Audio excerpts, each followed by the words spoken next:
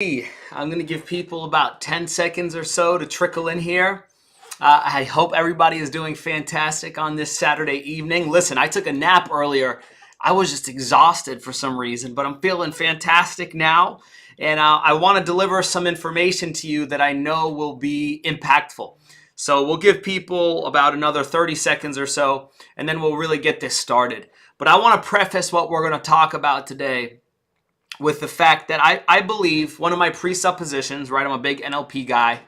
One of my presuppositions is that we have to do whatever we can to get what we have into the hands and hearts of people that need what we have. I'll say that again. We need to do whatever is in our capacity to get our products and services into the hands and hearts of those that need it. And I feel as if I have the moral obligation to do whatever is required to get my products and my services into the hands of the people that need it. Why? Because I feel that if I don't get what I need into the hearts and hands of those that need it, they will continue to suffer as a result of me being so selfish as to not ensure that they get it. See, this is the thing. A lot of the times we think about being salesy, pushy. Well, I want you to understand this point. First and foremost, you never try to persuade anybody to buy something from you if you don't feel as if it's genuinely going to change their life. Okay, that's the first thing. Now, here's the second point on that. I'll give you an example. There was once a man who was in the ocean. An elderly man, he was fishing. He was far out in the ocean.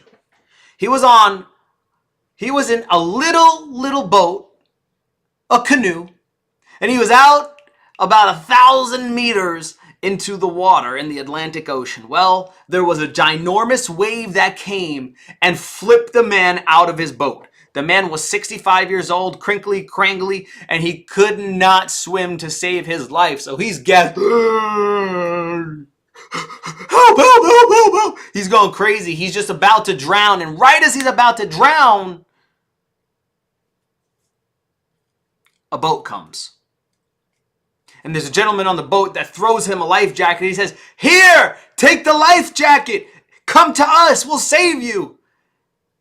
And the guys in the boat are confused because the guy that's drowning says, "No, I don't want the life jacket. Let me drown. No." And the guy in the boat says, "Take the life jacket. Take the damn life jacket."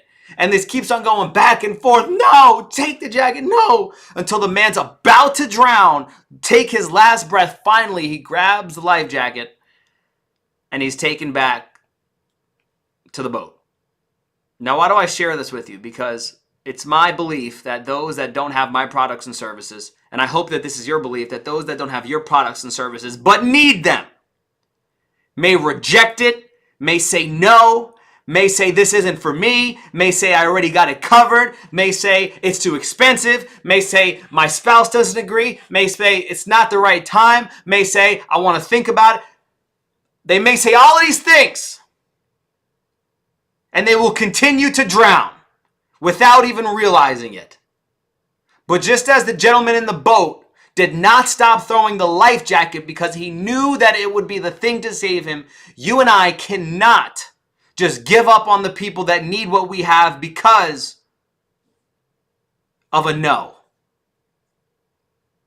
Or because of an excuse. Or more so, because of the identity that's holding them back from taking action on what they subconsciously feel and know will change their life.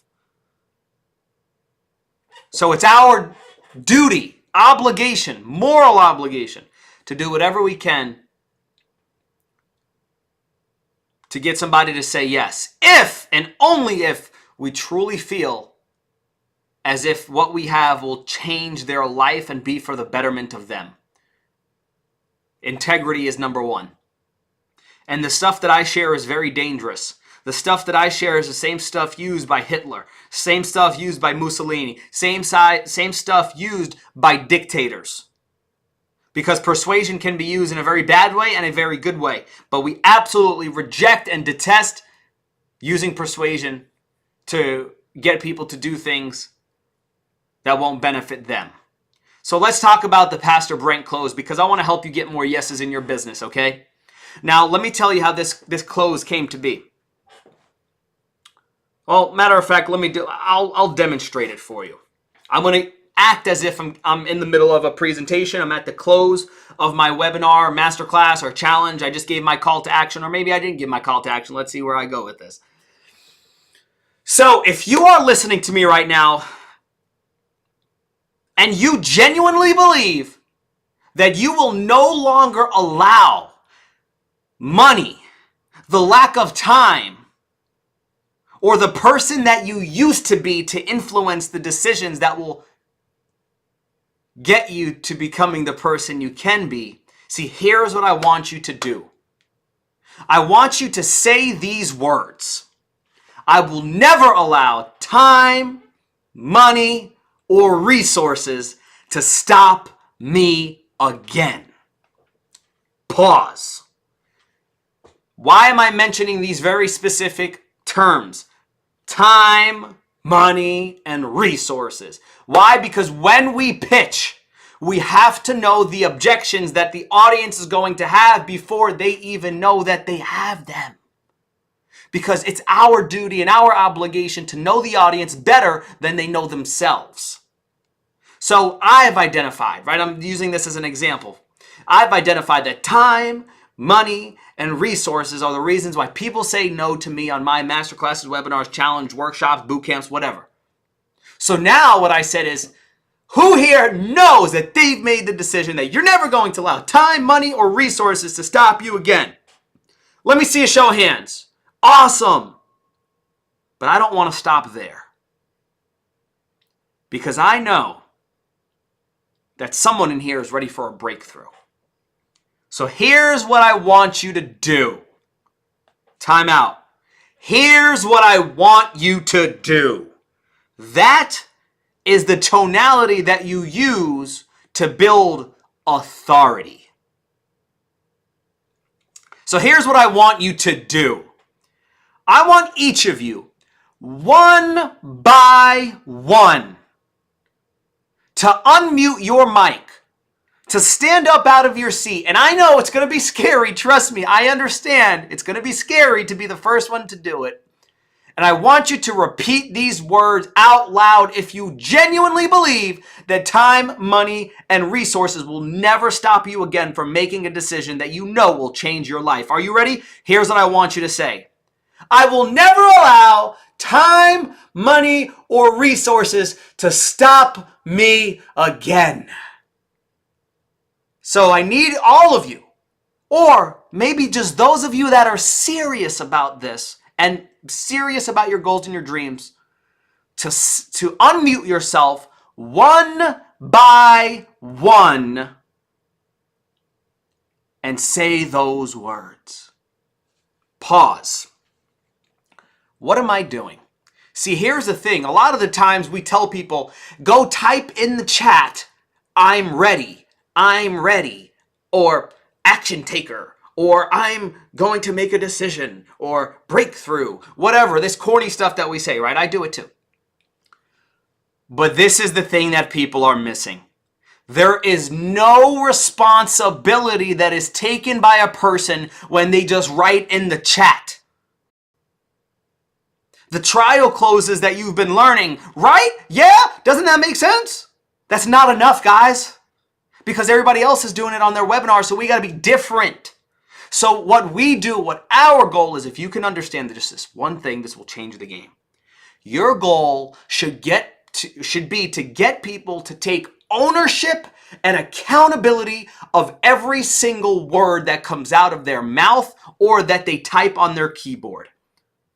So I can tell people right in the chat, I will never allow time, money, or resources to stop me from making a decision again.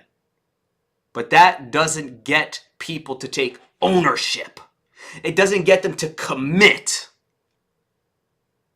But when I say, I want you to unmute one by one, guess what happens? Now, all the attention is on that one person. So when they say those words, They own them. I'm getting passionate about this tonight. Because I want your people to own their words. Because when they own their words, they will let you lead them. They're following you. This is so powerful. So one by one, stand up and say the words, I will never allow time, money, or resources to stop me from making a decision I know I need to make. And I know it's going to be scary, guys, but let's see who the first one's going to be.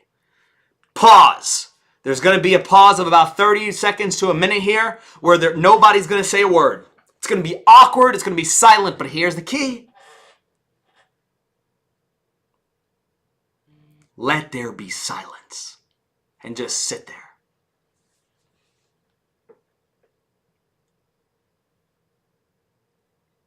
And out of nowhere, there's going to be one.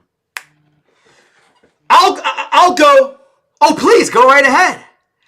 I will never allow time. No. Do you believe it, Devin? Yes, I do. So I need you to say it like you believe it. Because I want to get people to take ownership. And just them saying, I'll never allow time, money, or resources to me again. That's not getting people to take ownership. Ownership is felt and acquired when there's conviction behind the words. So let's try again, Devin. Go ahead. Okay. I will never allow time. No. Devin, you just told me that you are serious, so act like it. Okay, fine. I will never allow time, money, energy, or resources to stop me again from making a decision I know I have to make. Yeah, that's it. Devin sits down. Another person comes up. I will never allow time, money, resources again. That person goes down. Another person comes up. I'll never allow money, time, resources again. She goes down. Another person goes down. And it goes up and down, up and down, up and down. Here's the point. It only takes one person. Because once one goes, the rest will follow. So it's your job to have patience in the awkwardness and to just wait for one. Because once one person is brave enough to stand up out of their seat, to unmute their mic, the rest will follow. This is how you lead when you speak. And ultimately, people are going to take responsibility for their words, and now they're committed to those words. Here's the part 2. This is from Robert Cialdini's book, Influence, Commitment and Consistency. That once people commit to something, their actions are consistent with that commitment. So this is why we do this. Because when I just told someone to unmute their mic and say it like they mean it, I will never allow time, money, or resources to stop me again from making a decision I know what to make, they are committing to a new identity. Subconsciously, they are giving themselves instructions. Now, why am I even including this in my presentation? Because it's going to make them more receptive to something that I'm going to ask them to do. I'm going to ask them to make a decision that's going to take money, that's going to take time, that's going to take resources. So I don't wait till my pitch to destroy that objection. I do that well before they even heard of my product. So the first part is I get them to commit to the identity, and now I give them a call to action that affords them the opportunity to remain consistent with that commitment. So this is the second part of the Pastor Brent close. Everybody went ahead, they unmuted their mic, they stood up, they sat back down, and now you say this. So for those of you that just made the public declaration and promised to yourself that you will never allow time, money, and resources to stop you again, here's what I want to do.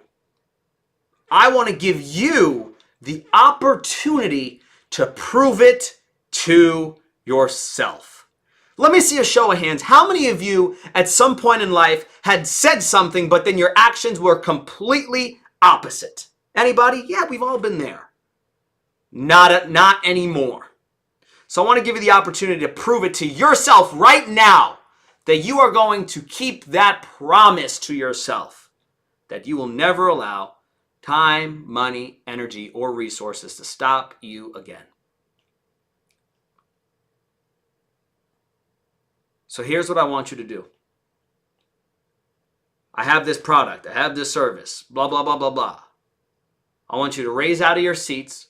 I want you to click the link right there and head to the website. And I want you to go ahead and put your credit card in right there, blah, blah, blah. Okay, you get what I'm saying, right? You understand what I mean here.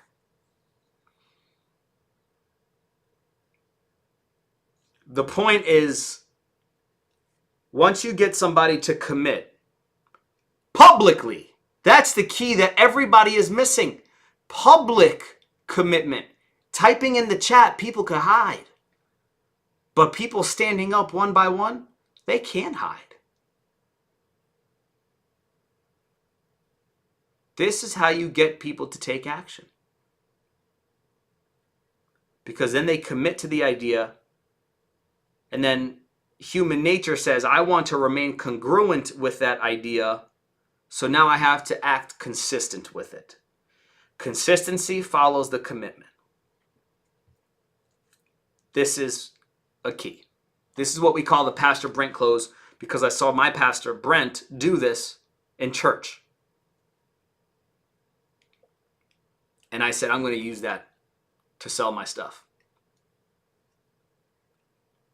So I hope that this was useful. I hope that this helped somebody. I hope that you can use this and implement this into what you got going on, because this is advanced. Nobody's telling you this information. They're keeping it behind barriers, hoping that you will pay them in order to get this information. I don't care. So have a great rest of your night, everybody. Hope this training found you well.